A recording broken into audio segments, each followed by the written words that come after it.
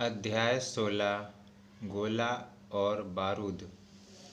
संपादक अंसर। अंग्रेज जैसे डरपोक प्रजा है वैसे बहादुर भी है। गोला बारूद का असर उन पर तुरंत होता है, ऐसा मैं मानता हूँ। संभव है लॉर्ड मार्ले ने हमें जो कुछ दिया वह डर से दिया हो, लेकिन डर से मिली हुई चीज़ जब तक डर बना रहता है तभी तक टिक सकती है। ऐसा नहीं।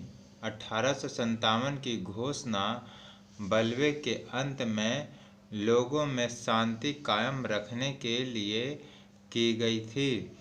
जब शांति हो गई और लोग भोले दिल के बन गए तब उनका अर्थ बदल गया।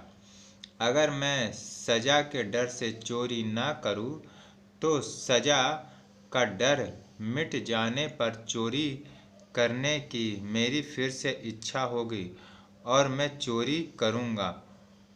यह तो बहुत ही साधारण अनुभव है, इससे इनकार नहीं किया जा सकता। हमने मान लिया है कि डांट डपट कर लोगों से काम लिया जा सकता है और इसलिए हम ऐसा करते आए हैं। पाठक क्वेश्चन।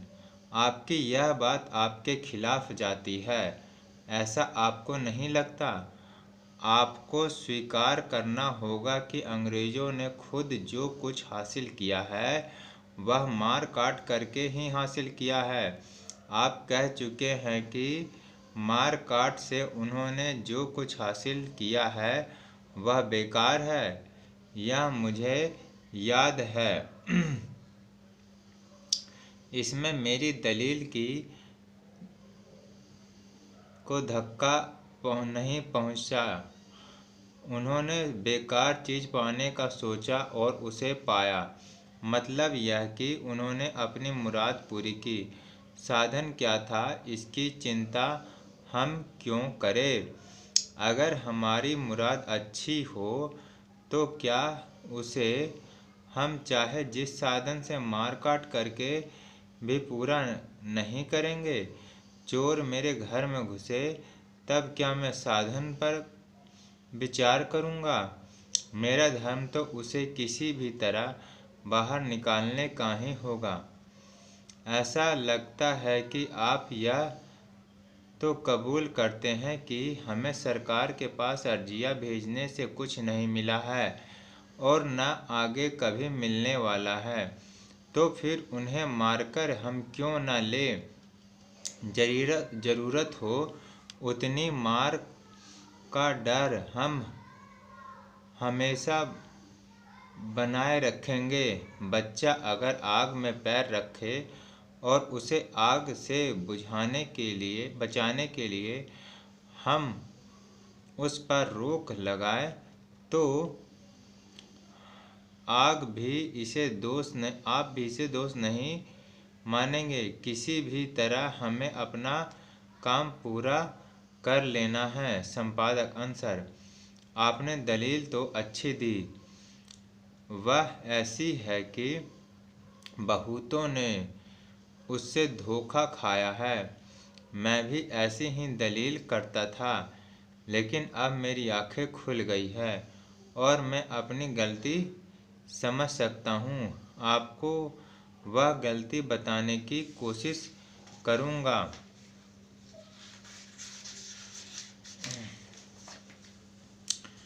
पहले तो इस दलील पर विचार करें कि अंग्रेजों ने जो कुछ पाया वह मार काट करके पाया, इसलिए हम भी वैसा ही करके मनचाही चीज़ पाएं। अंग्रेजों ने मार काट की और हम भी कर सकते हैं, यह बात तो ठीक है, लेकिन मार काट से वैसी चीज़ हमें मिले वैसी ही हम ले सकते हैं। आप कबूल करेंगे कि वैसी चीज़ हमें नहीं चाहिए। आप मानते हैं कि साधन और साध्य, जरिया और मुराद के बीच कोई संबंध नहीं है। यह बहुत बड़ी भूल है। इस भूल के कारण जो लोग धार्मिक कहलाते हैं उन्होंने घोर कर्म किए हैं। यह तो धतूरे का पौधा लगाकर मोगरे के फूल की इच्छा करने जैसे हुआ। मेरे लिए समुद्र पार करने का साधन जहाज ही हो सकता है। अगर मैं पानी में बैलगाड़ी डाल दूं तो वह गाड़ी और मैं दोनों समुद्र के तले पहुंच जाएंगे। जैसा देव वैसी पूजा, यह वाक्य बहुत सोचने लायक है।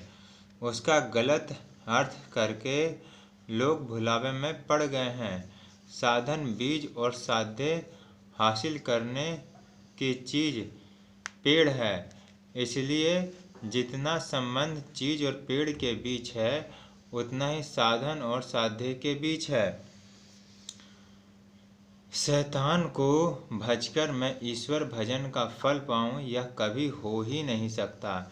इसलिए यह कहना कि हमें तो ईश्वर को ही भजना है, साधन भले शैतान हो, बिल्कुल अज्ञान की बात है। जैसी करनी वैसी भरनी। अंग्रेजों ने मार काट करके 1833 के वोट के मत के विशेष अधिकार पाए। क्या मार काट करके वे अपना फर्ज समझ सके? उनकी मुराद अधिकार पाने की थी, इसलिए उन्होंने मार काट मचाकर अधिकार पा लिया। सच्चे अधिकार तो फर्ज के फल हैं, वे अधिकार उन्होंने नहीं पाए। नतीजा यह हुआ कि सबने अधिकार पाने का प्रयत्न किया, लेकिन फर्ज सो गया। जहाँ सभी अधिकार की बात करे वहाँ कौन किसको दे? वे कोई भी फर्ज अदा नहीं करते। ऐसा कहने का मतलब यह नहीं है, लेकिन जो अधिकार वे मांगते थे उन्हें हासिल करके उन्होंने वे फर्ज पूरे नहीं किए जो उन्हें करने चाहिए थे। उन्होंने योग्यता प्राप्त नहीं की, इसलिए उनके अधिकार उनकी गर्दन पर जुए की तरह सवार हो बैठे हैं। इसलिए जो कुछ उन्होंने पाया है वह उनके साधन का ही परिणाम है। जैसी चीज उन्हें चाहिए थी वैसा साधन उन्होंने काम में लिए।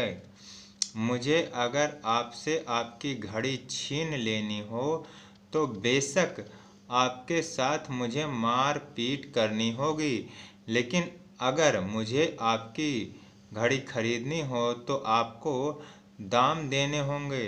अगर मुझे बख्शीश के तौर पर आपकी घड़ी लेनी होगी तो मुझे आपसे विनती करनी होगी। घड़ी पाने के लिए मैं जिस साधन को काम में लूँगा उसके अनुसार वह चोरी का माल, मेरा माल या बख्शीश की चीज होगी।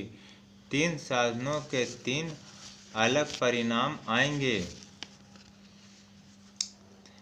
तब आप कैसे कह सकते हैं कि साधन की कोई चिंता नहीं? अब चोर को घर में से निकालने की मिसाल लें। मैं आपसे इसमें सहमत नहीं हूँ कि चोर को निकालने के लिए चाहे जो साधन काम में लिया जा सकता है। अगर मेरे घर में मेरा पिता चोरी करने आएगा तो मैं एक साधन काम में लूँगा। अगर कोई मेरी पहचान का चोरी करने आएगा तो मैं वही साधन काम में नहीं लूँगा। अगर कोई अनजान आदमी आएगा तो मैं तीसरा साधन काम में लूँगा। अगर वह गोरा हो तो एक साधन और हिंदुस्तानी हो तो दूसरा साधन काम में लाना चाहिए। ऐसा भी शायद आप कहेंगे, अगर कोई मुर्रा लड़का चोरी करने आया होगा तो मैं बिल्कुल दूसरा ही साधन काम में लूँगा। अगर वह मेरी बराबरी का होगा तो और ही कोई साधन मैं काम में लूँगा। और अगर वह हथियारबंद तगड़ा आदमी तक अलग अलग साधन इस्तेमाल किए जाएंगे। पिता होगा तो मुझे लगता है कि मैं सोया रहूँगा और हथियार से लैस कोई होगा तो भी मैं सोया रहूँगा। पिता में भी बल है, हथियार बल आदमी में भी बल है। दोनों बलों के बस होकर मैं अपनी चीज़ को जाने दूंगा। पिता का बल मुझे दया से रुलाएगा, हथियार बंद आदमी का बल मेरे मन में गुस्सा पैदा करेगा। हम कट्टर दुश्मन हो जाएंगे। ऐसी मुश्किल हालत है। इन मिसालों से हम दोनों साधनों के निर्णय पर तो नहीं पहुंच सकेंगे। मुझे तो सब चोरों के बारे में क्या करना चाहिए यह सोचता है, लेकिन इस इलाज से आप घबरा जाएंगे। इसलिए मैं आपके सामने उसे नहीं रखता। आप उसे समझ ले और अगर नहीं समझेंगे तो हर वक्त आपको अलग अलग साधन काम में लेने होंगे। लेकिन आपने इतना तो देखा कि चोर को निकालने के लिए चाहे जो साधन काम में नहीं देगा और जैसा साधन आपका होगा उसके मुताबिक नतीजा आएगा। आपका धर्म किसी भी साधन से चोर को घर से निकालने का हरगिज नहीं है। जरा आगे बढ़ें। वह हथियारबंद आदमी आपकी चीज ले गया है, आपने उसे याद रखा है, आपके मन में उस पर गुस्सा भरा है। आप उस लुच्चे को अपने लिए नहीं लेकिन लोगों के कल्याण के लिए सजा देना चाहते हैं। आपने कुछ आदमी जमा किए, उसके घर पर आपने धावा बोलने का निश्चय किया। उसे मालूम हुआ, वह भागा। उसने दूसरे लुटेरे जमा किए, वह भी खिजा हुआ है। अब तो उसने आपका घर दिन दहाड़े लूटने का संदेशा आपको भेजा है। आप उसके मुकाबले के लिए तैयार बैठे हैं। इस बीच लुटेरा आपके आसपास के लोगों को हैरान करता है। वे आपसे शिकायत करते हैं। आप कहते हैं यह सब मैं आपके लिए ही तो करता हूँ, मेरा माल गया उसकी तो कोई हिसाब ही नहीं। लोग कहते हैं पहले तो वह हमें नहीं लूटता था।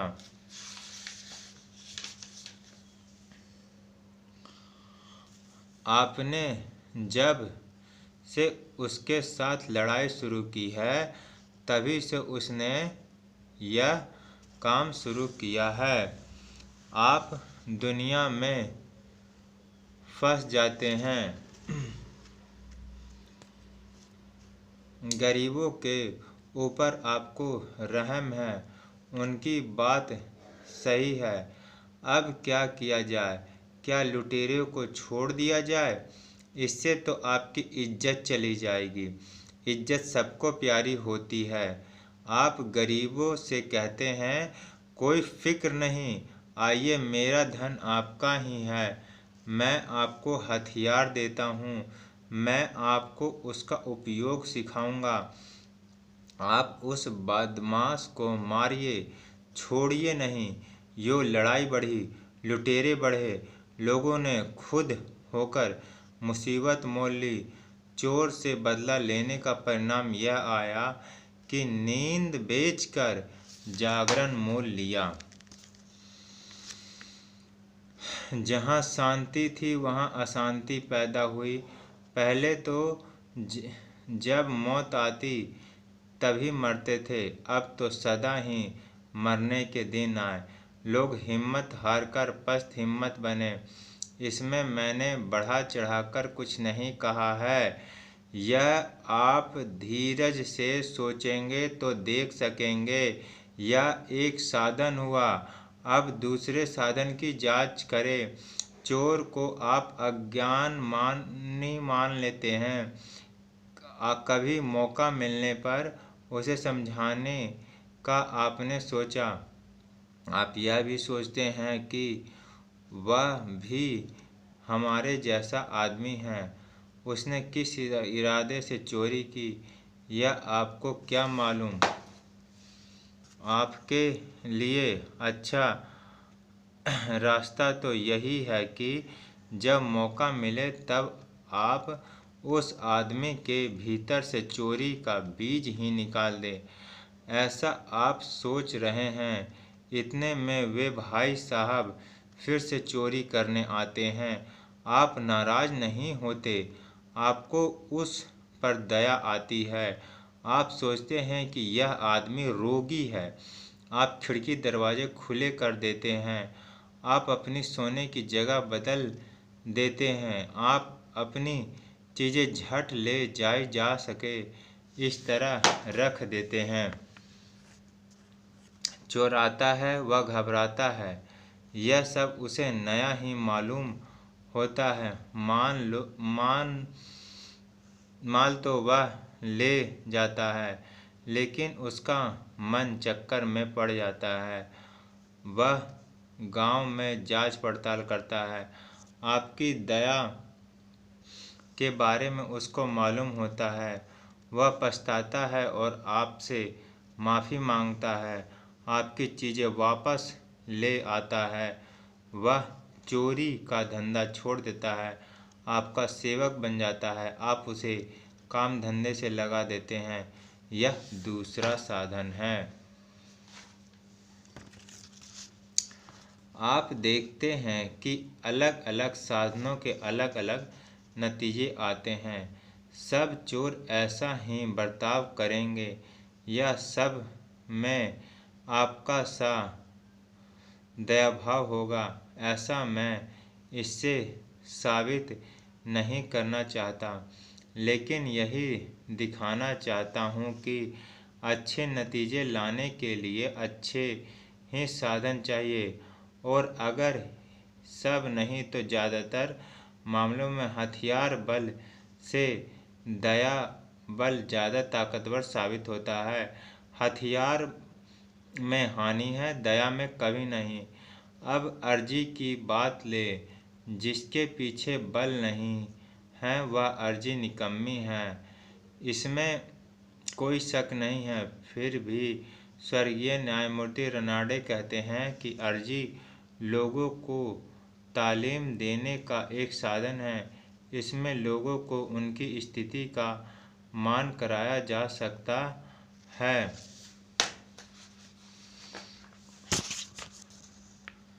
और राजकर्ता को चेतावनी दी जा सकती है।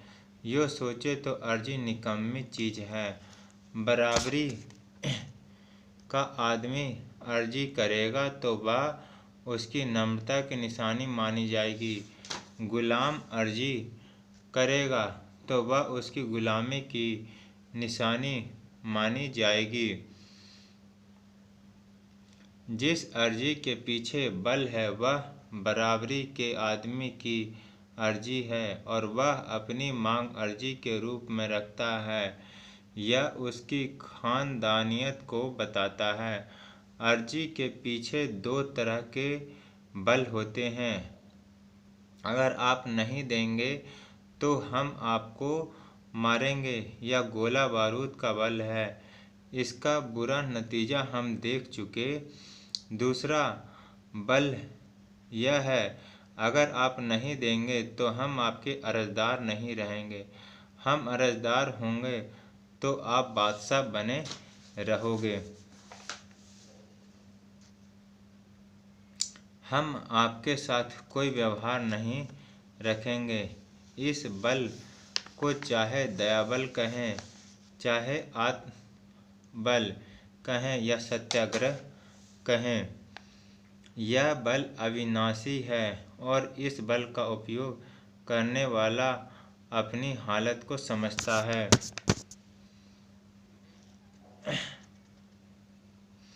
इसका समावेश हमारे बुजुर्गों ने एक नहीं सब रोगों की दवा में किया है। यह बल जिसमें है उसका हथियार बल कुछ नहीं बिगाड़ सकता। सच्चा बच्चा अगर आग में पैर रखे तो उसको दबाने की मिसाल की छानबीन करने में तो आप हार जाएंगे। बच्चे के साथ आप क्या करेंगे? मान लीजिए कि बच्चा ऐसा जोर करे कि आपको मारकर वह आग में जा पड़े, तब तो आग में पड़े बिना वह रहेगा ही नहीं। इसका उपाय आपके पास यह है, या तो आग में पड़ने से रोकने के लिए आप उसके प्राण ले ले, या उसका आग में पड़ना आपसे देखा नहीं जाता इसलिए आप स्वयं आग में पड़कर अपनी जान दे दे। आप बच्चे के प्राण तो नहीं लेंगे। आप में अगर संपूर्ण दयाभाव न हो तो मुमकिन है कि आप अपने प्राण नहीं देंगे, तो फिर लाचारी से आप बच्चे को आग में कूदने देंगे। इस तरह आप बच्चे पर हथियार बल का उपयोग नहीं करते हैं। बच्चे को आप और किसी तरह रोक सके तो रोकेंगे, और वह बल कम दर्जे का लेकिन हथियार बल ही होगा। ऐसा भी आप न समझ ले, वह बल और ही प्रकार का है, उसी को समझ लेना है। बच्चे को रोकने में आप सिर्फ बच्चे का स्वार्थ देखते हैं। जिसके ऊपर आप अंकुश रखना चाहते हैं उस पर उसके स्वार्थ के लिए ही अंकुश रखेंगे। यह मिसाल अंग्रेजों पर जरा भी लागू नहीं होती। आप अंग्रेजों पर जो हथियार बल का उपयोग करना चाहते हैं उसमें आप अपना ही यानी प्रजा का स्वार्थ देखते हैं, उसमें दया जरा भी नहीं है। अगर आप यूँ कहें कि अंग्रेज जो अधम नीच काम करते हैं वह आग है, वे आग में अज्ञान के कारण जाते हैं, और आप दया से अज्ञानी को यानी बच्चे को उससे बचाना चाहते हैं, तो इस प्रयोग को आजमाने के लिए आपको जहाँ जहाँ जो भी आदमी नीच काम करता होगा वहाँ वहाँ पहुँचना होगा और सामने वाले बच्चे के प्राण लेने के बजाय अपने प्राणों की आहुति देनी पड़ेगी। इतना पुरुषार्थ आप करना चाहें तो कर सकते हैं, आप स्वतंत्र हैं। पर यह बात बिल्कुल